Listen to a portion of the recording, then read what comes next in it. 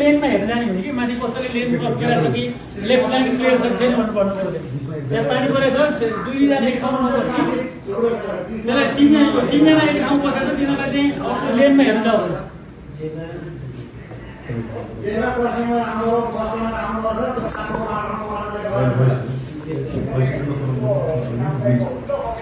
बीचमा नबस्नु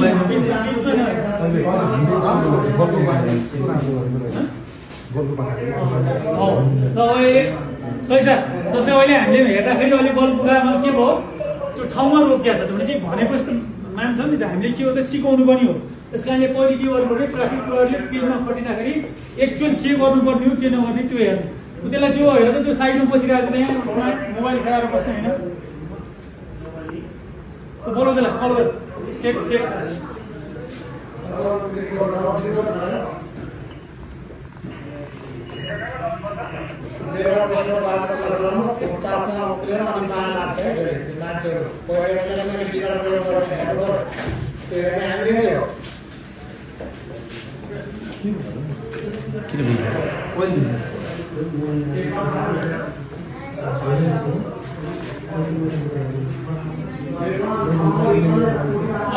यसमा यो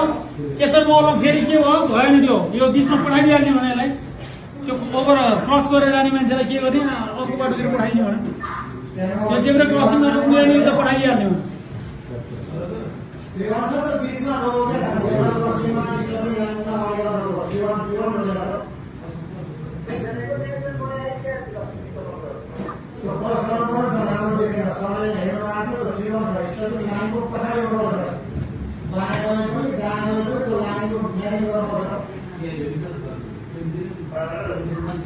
तीनजना एक ठाउँमा नबस्ने भने नि तीनजना बसिरहेछ जेब्रा क्रसिङमा रोकेको छ कसरी भयो त त्यो पानी पर्यो भनेर भएन नि त उतापट्टिको मेन्टेन भयो भने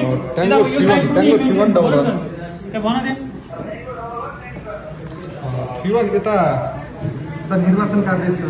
साइडतिरको हेर 4-5वटा बाइकहरू ठ्याक्कै जेब्रा क्रसिङमै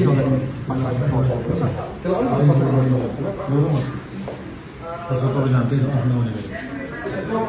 यहाँ त्रिपुरेश्वरमा जामको किन त्रिपुरेश्वरको अगाडि बढेन यो त्रिपुरेश्वरको लाइन जाम भयो अगाडि जानु भन पछाडि ट्राफिकलाई अगाडि जानु भन्नु पर्यो उपत्यका ट्राफिक प्रहरी कार्यालयको कन्ट्रोल रुममा छौँ एसएसपी सुरेश राज काफले उपत्यका प्रहरी प्रमुख आफै यसरी कन्ट्रोल रुमबाट कन्ट्रोल गरिरहनु भएको छ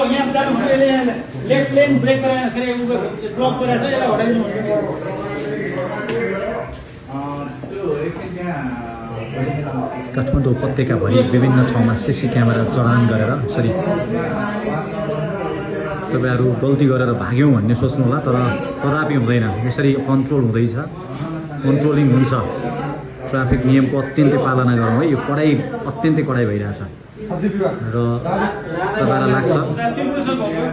हामी त बच्यौं होला कसैले देखेन होला भन्ने पनि लाग्न सक्छ तर त्यो हुँदैन यसरी कन्ट्रोल हुन्छ यहाँ बस यहाँ छेक्यो यो लेन बिचको कारणले यो बस छेक्यो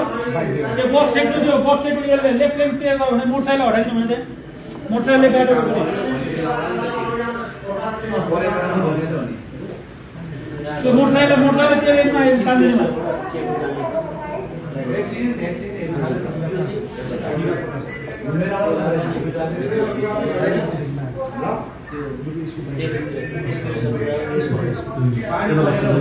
दुईजना